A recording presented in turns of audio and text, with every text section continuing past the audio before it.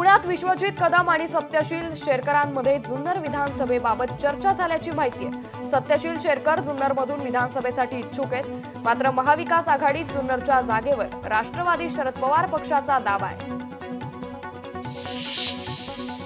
सांगली जिल्हा बँकेने कर्जदार शेतकऱ्यांना मुलीच्या लग्नासाठी 10,000 रुपये देण्याचा निर्णय घेतलाय। बँकेचे अध्यक्ष आमदार मानसिंगराव नाईक यांच्या बँकेच्या सर्वसाधारण याबाबतच्या निर्णयाची घोषणा केली आहे।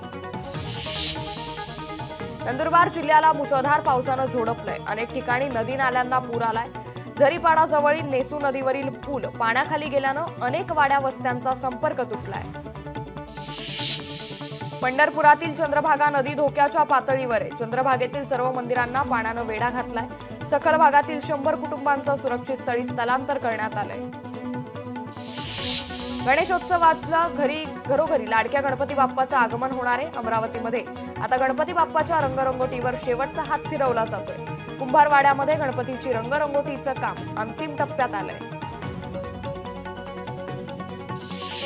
भाजपचे मध्य प्रदेशचे कॅबिनेट मंत्री कैलास विजयवर्गीय 2 दिवसीय नागपूर दौऱ्यावर आहेत। विधानसभा निवडणुकीच्या प्रचाराच्या नियोजनासाठी भाजप पदाधिकाऱ्यांच्या बैठका घेतल्या जाणार आहेत। मतदारसंघातील प्रचाराच्या दृष्टीने या बैठका होणार आहेत। पुण्यातील हडपसर भागात मनसेचे शहराध्यक्ष साईनाथ बाबर यांचे फिक्स आमदार म्हणून बॅनर झळकले। महत्त्वाचं म्हणजे उमेदवारी घोषित होण्याआधीच हे बॅनर झळकल्याचं पाहायला मिळतंय। पुण्यात विधानसभा निवडणुकीपूर्वी भाजपमध्ये नवा संघर्ष पाहायला मिळालाय।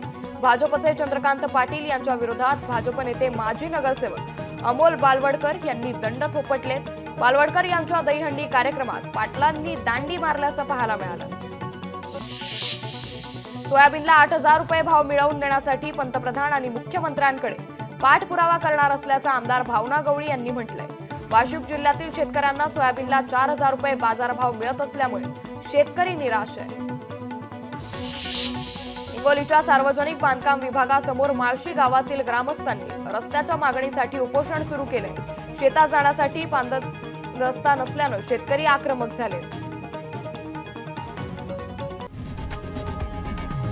लोकशाही मराठी ऐका, पहा, जागरूक रहा।